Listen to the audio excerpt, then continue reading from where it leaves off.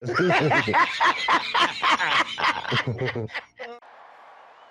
about them Cowboys?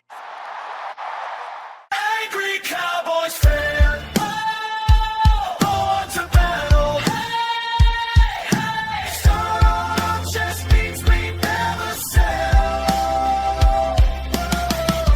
America's team through thick and thin. When the sun shines bright, that's where we win. Angry Cowboys fan.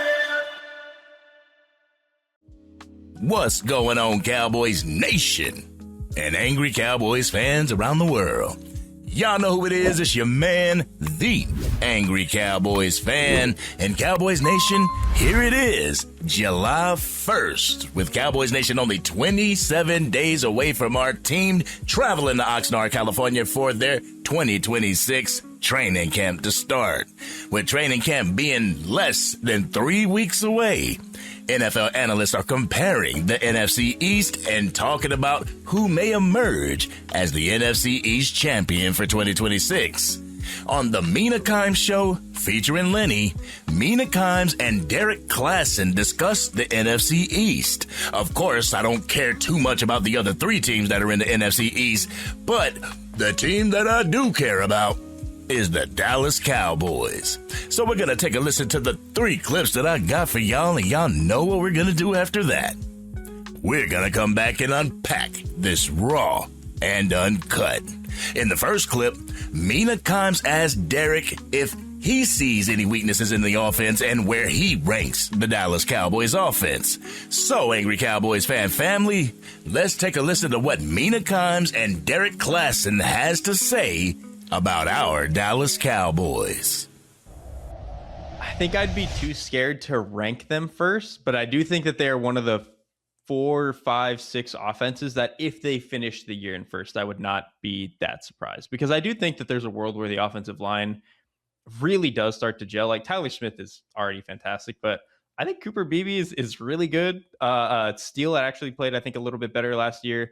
Tyler Booker, we'll see. I think he showed some flashes. I still think he's like a little bit heavy-footed, but the way that he can move people on some of those like double teams and combos is pretty gnarly. And so I do think that there's a world that like that is really good. And I think part of my optimism with them is that they were one of 10 teams last year to be trailing for at least 600 plays. Obviously, the defense was terrible, and we'll talk about that in a minute.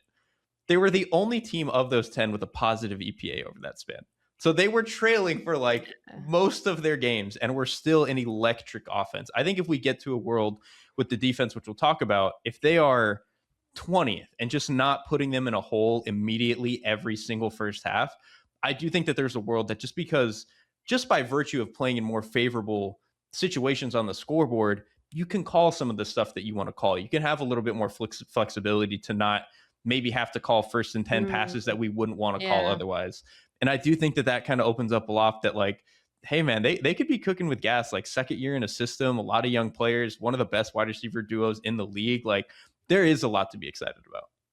There's a lot to be excited about, Cowboys Nation, but I would have to agree with Derrik Klassen. There's a world where the Dallas Cowboys offense makes another leap in the second year of the Brian Schottenheimer and Clayton Adams offensive scheme. I know a number of Dallas Cowboys fans that have predicted that the offense is going to take a step back, being kind of pessimistic about the team that we all root for, and I just don't think that's the case, Cowboys Nation. If anything, I could see this Dallas Cowboys offense either staying the same or getting much better. We'll talk about that a little bit later in the video, all right? Now let's go into the second clip where Mina Kimes gives her take on the Dallas Cowboys rushing attack. Let's go ahead and take a listen to that so we can come back and discuss it. Let's roll that clip. I know some Cowboys fans were a little bit disappointed that they didn't upgrade at running back, but I think Javonte Williams is fine. And I know that sounds damning fine. So he obviously benefits from all of the split safety looks that they face because of their receivers and all the light boxes, if not the most light box in football, top 2 or 3. But because of that, he had a very high success rate and the run game was pretty efficient as well. But Next Gen Stats has him top 10 in rushing yards over expected per carry, which I've generally found to be pretty predictive and a pretty solid way of calculating whether or not running backs themselves are. So what that does, for those who don't know, is they're looking at what the average back would gain in a situation based on the blocking and the position of the defense, and then whether the running back did more. And that's saying that Williams, he got the most out of what was available to him, and that kind of squared with what I saw. We'll see if Jaden Blue can be better than he was his rookie season. They also have Malik Davis too. I know a number of Dallas Cowboys fans that were frustrated with the fact that Jerry and Stephen Jones didn't bring a name to go with Javonte Williams in the backfield. I'm going to keep it a buck with y'all, Cowboys Nation. I completely agree with Mina Kimes in the fact that the running back room is fine where it is. We'll talk about that a little bit more during the Raw and Uncut portion, so make sure you stick around for that. Now let's go ahead and jump into the third clip so we can come back and unpack this Raw and Uncut. Hard to find flaws with an offense with those two types of players. I mean, they're so goddamn good. And it wasn't even like Lamb's best. Like Lamb was kind of a down year for him. It was a down year for him, Crazy. and he was still really, really good. And that too is actually why I'm not that worried that in a perfect world, I think it would have been great to improve on Javonte Williams. Maybe get someone who's a little bit more has a little bit more gas. But at the same time, a passing game built with George Pickens, CeeDee Lamb, and Dak Prescott, you will get all the explosives that you need. You do not have to worry about getting them out of your running back. And so again, I think if they're in a better spot on the scoreboard and the run game can be a little bit more consistent, they can be a little bit more healthy, and they're just in second and fours all the time, I don't think it would be that crazy if they look closer to what the Rams were last year in terms of offensive efficiency. And this is why I feel this Dallas Cowboys offense is going to be more dangerous this season. Not only did CeeDee Lamb have issues with dropping the ball last year, he also missed time due to injury. Having him fully back, healthy, and on this lineup is going to make this offense even more dangerous. But let's go ahead and dig a little bit deeper, shall we? Y'all ready for this Raw and Uncut? Y'all ready? Let's get it. Get ready for the Angry Cowboys fans, Raw and Uncut. Keeping it real. They keep it real. That's real. You know, Cowboys Nation, I don't know how many times I'm going to say this, but I completely adore Mina Kimes. Not because of her physical looks, even though she is very attractive, but it's because of her mind when it comes to football. I've heard a number of people who continuously come out the side of their necks when they talk about Mina Kimes. They question her because she's a woman and she's talking about sports that she's never played. My thing is this. She knows more about the ins and outs of the NFL more than a number of former players who played the damn game and became talking heads do. She has more football knowledge than a person like Stephen A. Smith. So yes, I adore Mina Kimes' football acumen. And let's not forget, she's a Celebrity Jeopardy champion as well. Smart may be an understatement. But as much as Cowboys fans want to put Brian Schottenheimer on the hot seat after his first year of being the Dallas Cowboys head coach, there's even more Cowboys fans who have faith in his ability to lead this team to a championship.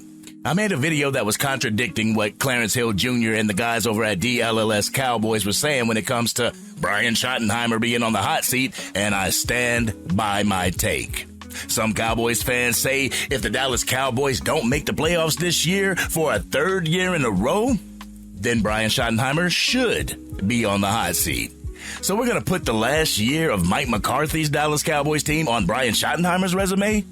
He's responsible for that team. Not Brian Schottenheimer. Mike McCarthy was responsible for the 2024 Dallas Cowboys.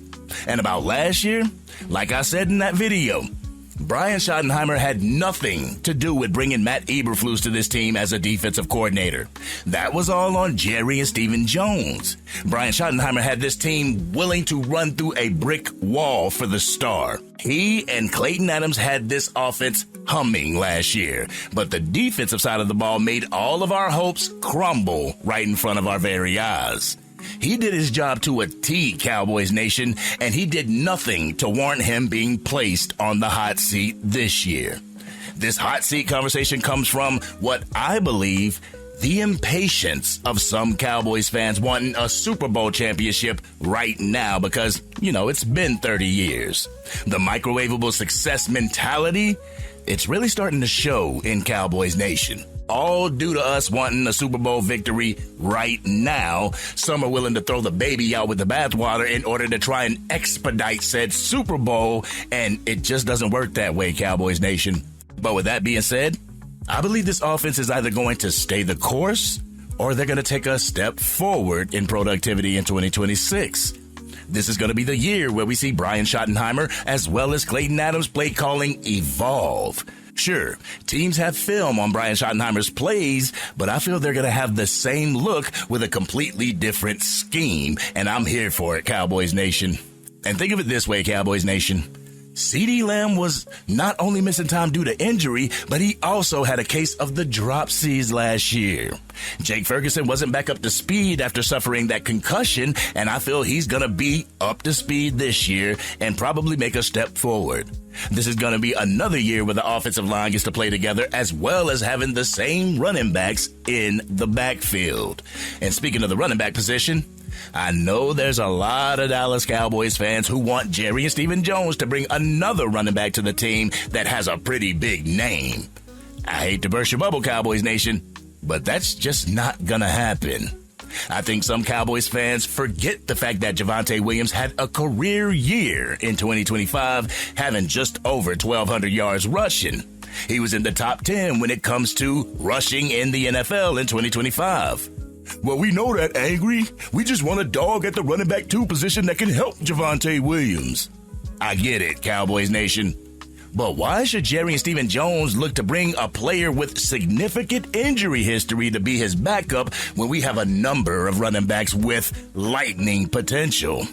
Currently, we have Malik Davis, who showed Cowboys Nation that he can be that change of pace back that we're looking for. We currently have Jadon Blue taking steps in the right direction to make the team and see more playing time this year. We also have a few UDFAs that could give backs a run for their money in position battles during training camp. So why should the Dallas Cowboys gamble on bringing another running back to the room when we are fully equipped? We have the running back, the tools and the talent in that running back room right now.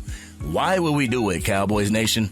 Not only that, but this team is built to pass the ball. The offensive scheme is still a West Coast style of offense, meaning that they are incorporating the quick pass game with the rushing attack.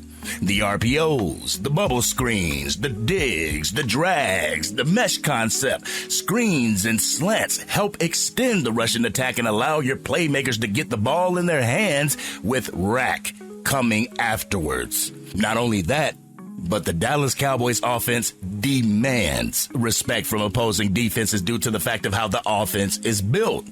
Defenses have to lighten up the box due to the wide receiver weapons that the Dallas Cowboys have out on the field.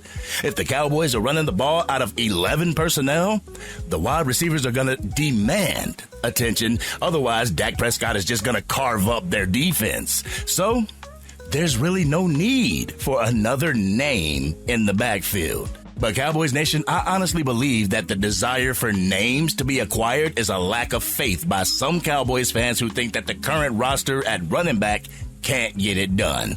On top of that, this is supposed to be a no red shirt year, so why would the Dallas Cowboys go out and gamble to bring another injury-prone running back to this team? It's like saying that Jadon Blue or Phil Maffa can't be better than a hurt Joe Mixon, Najee Harris, Austin Eckler, or Nick Chubb. I believe that they can, Cowboys Nation. So when it comes to the Cowboys offense, the running back room should be one of the last rooms Cowboys fans should be worried about at this present moment. We currently have the tools as well as the talent to make some noise with this rushing attack. A position Cowboys fans should be concerned about is the tackle position. To keep it a buck, if the Dallas Cowboys brought in a dog at the tackle position, it would make those guys in the backfield's jobs even easier. It'd make them look better, Cowboys Nation. And on top of that, Cooper Beebe will be back and he'll be injury-free this year. Tyler Booker's going into his second year at the right guard spot. The offensive line having another year of gelling and working together so that they can help the rushing attack as well. It's not just the running backs that you have in the backfield, Cowboys Nation. It's also that offensive line that can part the seas and get the job done. But to close this video out, I truly believe that the Cowboys offense is going to be that offense that we know can get it done. That offense that can go out there and put up 40 points on any given opponent on any given Sunday. I believe if we just trust the process of Brian Schottenheimer and the offensive staff, we'll be in a good spot as far as being a fan is concerned, Cowboys Nation. The only question mark that we all have is the question mark of the defense. If they can play as advertised, then this Dallas Cowboys team may be the team that you'll see in the NFC Championship game within the next 2 years. But this has been your man, the Angry Cowboys fan. Cowboys Nation, what do you think about what Mina Kimes and Derrik Klassen had to say?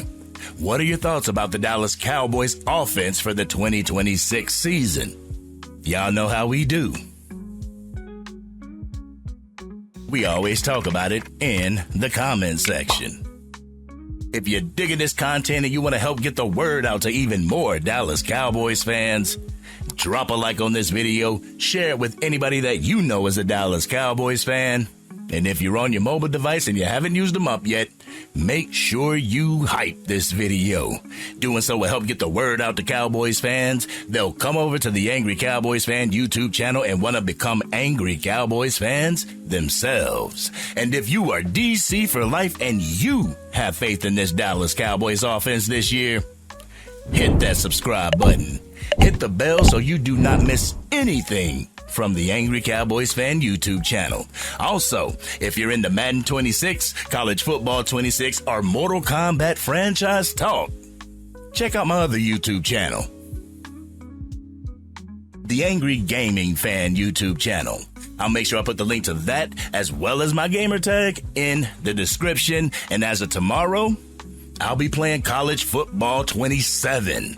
So if that's what you're into, make sure you subscribe to the Angry Gaming Fan YouTube channel and we can definitely get it in. But on some real-ish, Cowboys Nation, I am super ready to see this Dallas Cowboys team in action. It's been a few years since I have been this hyped for the season to start. So let's continue to grow as a Dallas Cowboys community so that the organization can hear the ACF family cheering on our Dallas Cowboys from across the world. But this has been your man, the Angry Cowboys fan, and I'm out.